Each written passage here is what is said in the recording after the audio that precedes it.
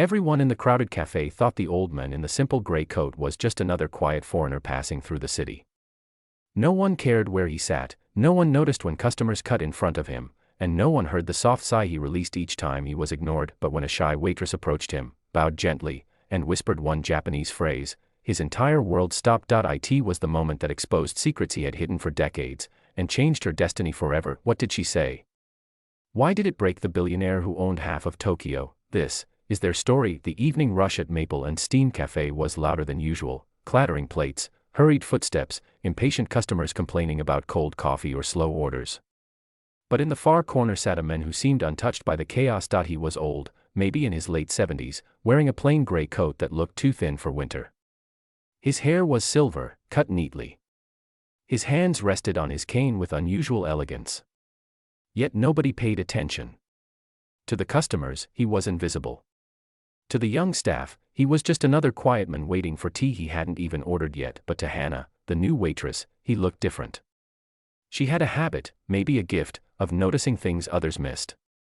She saw his calm posture, the way he watched every detail of the cafe as if each corner held a memory. She noticed how gently he moved, how respectfully he folded his napkin even though no one had served him yet. Hannah was 22, soft-spoken, working 2 jobs to support her sick mother. Most days she kept her eyes down because confidence was something she had never learned. But today, something about the old man's loneliness bothered her. She approached him with slow steps. "Sir, would you like something to drink?" she asked in English. The man looked up, surprised. His eyes were deep, tired yet warm. He nodded. "Green tea, if you have." Hannah smiled. "We do." As she turned away, she heard 2 customers laughing behind her. Why is she wasting time with that guy? Probably can't even tip. Their words hit her, but she ignored them. When she returned with the tea, she did something no one expected. She placed the cup gently on his table, bowed deeply, and said softly, "Otsukaresama desu. Thank you for your hard work. I respect what you've been through." The old man froze. His hand trembled. His eyes filled instantly, an emotion he had clearly kept buried for years. No one in that cafe knew that phrase. No one used it with him anymore. He whispered, almost broken, "You speak Japanese?" Hannah shook her head shyly. "Only a little. My mother taught me one phrase. She said it's what you tell someone who deserves respect but rarely receives it." The old man lowered his head, and for a moment Hannah feared she had offended him. But then she saw a tear roll down his cheek. He whispered, "No one has said that to me in decades." At that same moment, the cafe manager shouted across the room, "Hannah, stop chatting and get moving." Customers snickered.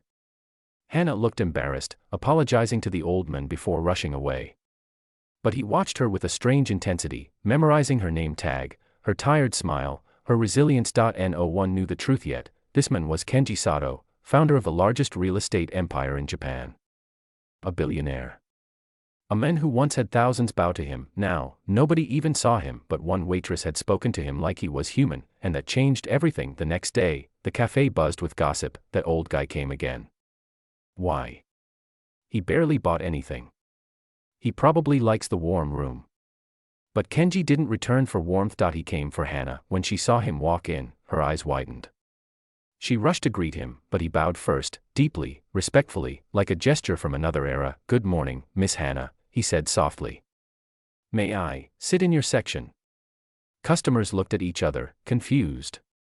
Why was this humble old man acting like she was someone important? Hannah led him to his table, noticing today he carried a small wooden box. He ordered only tea again, but what he truly came for was something else, a conversation he had avoided his whole life. He watched Hannah work, calm under pressure, kind even when customers yelled, patient even when others pushed her around. Her gentleness felt familiar to him, painfully familiar. When she finally returned to his table, he asked the question he had held in his chest since yesterday, "Your mother taught you that phrase?" Hannah nodded. She worked in a Japanese guesthouse many years ago. She met many travelers, but one man changed her life. She never told me his name, only that he treated her with respect when she was struggling. She always remembered him. Kenji's breath stopped, his fingers tightened on the cane, his lips parted, as if ghosts from his past had suddenly appeared before him. He knew that woman. She had been one of the kindest souls he met during his travels decades ago, long before he became a billionaire, when he was a young entrepreneur going through his hardest years. He had helped her with medical bills once. She cried and told him she would never forget his kindness. Could this girl be her daughter? Kenji opened the wooden box. Inside was a delicate origami crane, yellow and soft as old sunlight. This, he whispered, was given to me by a woman who saved my spirit once. She said it represented hope. Hana gasped, her hands covered her mouth. My mother made cranes exactly like this. She used to tell me about a Japanese man who gave her courage when she had nothing. Kenji's eyes filled again, but this time with joy, grief, closure, everything at once. He reached for her trembling hand. Hana, your mother saved me too. I was alone, grieving my wife, failing in business. She told me, even the strongest trees fall without the rain of kindness. I never forgot those words. Tears streamed down Hana's face. All the nights she stayed awake beside her mother's hospital bed, all the struggles she faced alone, suddenly felt connected to something larger. Before she could speak, a loud voice broke the moment. The manager stormed over. Hana, stop making up stories with customers. Do you want to lose your job? Kenji stood up, straightened his posture, and for the first time, everyone saw the authority in his eyes. I believe, he said firmly, she deserves far more than this place gives her. The entire cafe went silent. The billionaire everyone overlooked was finally seen, and the shy waitress who spoke one Japanese phrase was about to have her life changed forever.